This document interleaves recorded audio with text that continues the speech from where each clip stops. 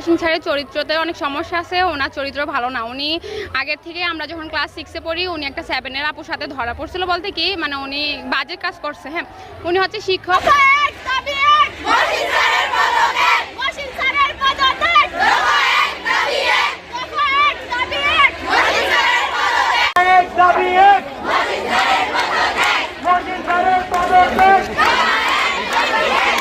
স্যারের চরিত্রতে অনেক সমস্যা আছে। ওনার চরিত্র ভালো না। উনি আগের থেকে আমরা যখন ক্লাস 6-এ পড়ি, উনি একটা 7-এর আপুর সাথে ধরা পড়ছিল বলতে কি মানে উনি বাজে কাজ করছে। হ্যাঁ, উনি হচ্ছে শিক্ষক। উনি আমাদের বাবা মার তুল্য। মানে বাবা মা যে স্থানে থাকে উনি আমাদের সেই স্থানে থাকার কথা।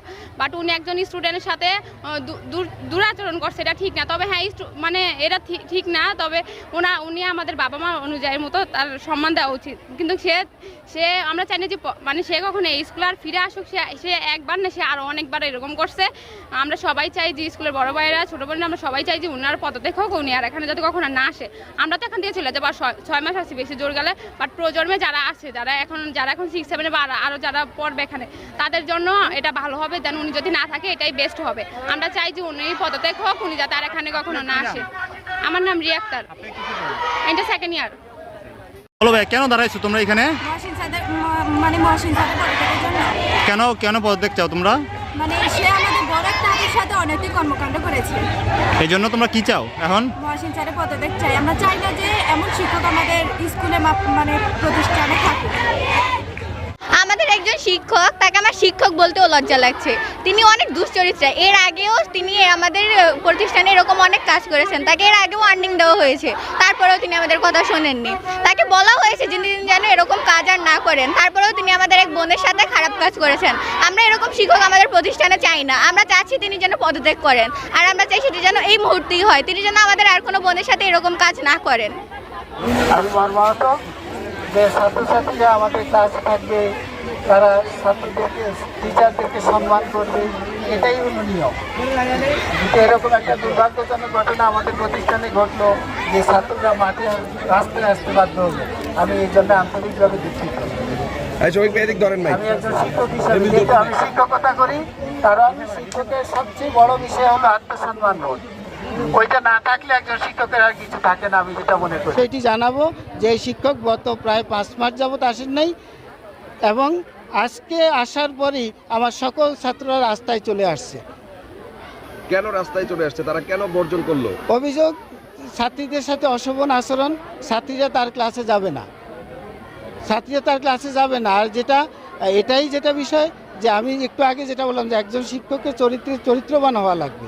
তো ওই জায়গায় যখন ঘাটতি থাকবে, একজন শিক্ষক কীভাবে শিক্ষকতা করবেন সেটা তো প্রশ্ন থেকেই যায়। প্রশ্ন ছিল জি, যে গত 2বারও তার সম্পর্কে এত ছিল, অভিযোগ ছিল যে উনি 2বার, একবার স্কুলে, একবার ওই গাজীপুরে।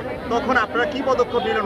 এটাই তো গাজীপুরের পরেই তো চলতেছে সেখানে। গত যে এখন স্কুলে একটা এমন একটা ছিল যা আমাদের কাছে আছে, প্রুফ আছে, এই স্কুলে একটা মেয়ের সাথে করছিল, কিন্তু ওই সময় কি করলো না, পরে 2বার করলো, এখনো তাই তিনি তবিলব হইতে বসে। ওই সময় মানে কি 18 সালে?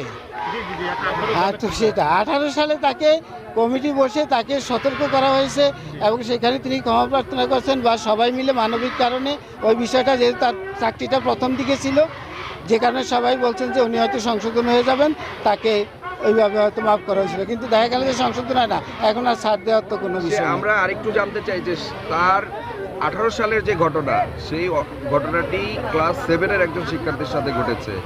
এরপরে কমিটির লোকজন তাকে সতর্ক করার পরে তাকে বিয়ে করানোর কথাও বলেছে। সে বিয়ে করার পর তার সন্তানও আছে। এরপরেও সে যে এই ধরনের ঘটনার সাথে জড়িত আছে, সেই বিষয়টিকে কিভাবে ব্যাখ্যা করা যায় বলেন? এটা তো একটু আগে আমি যেটা বললাম যে এক কথাই তো আমার শেষ। একজন শিক্ষককে যেই জায়গায় থাকতে হবে, তাকে 1 নাম্বারই চরিত্রবান হওয়া লাগবে। চরিত্রের ঘাটতি নিয়ে কোনো শিক্ষক শিক্ষকতা করতে পারে না। আমার এক কথাই যেটা হয় যে এটা ব্যাখ্যার কোনো এখন যে শিক্ষার্থীরা মাঠে আছে, রাস্তায় নেমেছে, সড়ক অবরোধ করে রেখেছে, এই বিষয়টাকে আপনার কর্তৃপক্ষ, ইউএনও বা থানার যে ঊর্ধ্বতন কর্মকর্তা, অফিসার ইনচার্জ, তারা কি জেনেছে এখন পর্যন্ত? না, আমি একটু এখনই যাবো ইউএনও স্যার কাছে, সরাসরি আমি দেখা করবো বিষয়টা নিয়ে। আমি আর ফোন করিনি, আমি একটু আগে মাধ্যমিক শিক্ষা অফিসে ফোন করছিলাম, স্যার নেই, উনি ঢাকা আছেন। একাডেমিক সুপারভাইজার বলছি, তো উনি আমাকে বললেন যে ইউনো স্যার মোহনপুর গেছে, স্যার আপনি আসেন, আমিও থাকবো, আপনি পুরো ডিটেলস এখানে একেবারে সরাসরি স্যারকে ব্যাখ্যা করেন। যে কারণে আমি আর এখন ফোন করি না, আমি এখনই স্যারের কাছে দেখা করব। উদ্দেশ্যে শেষ বার্তাটা কি এখন?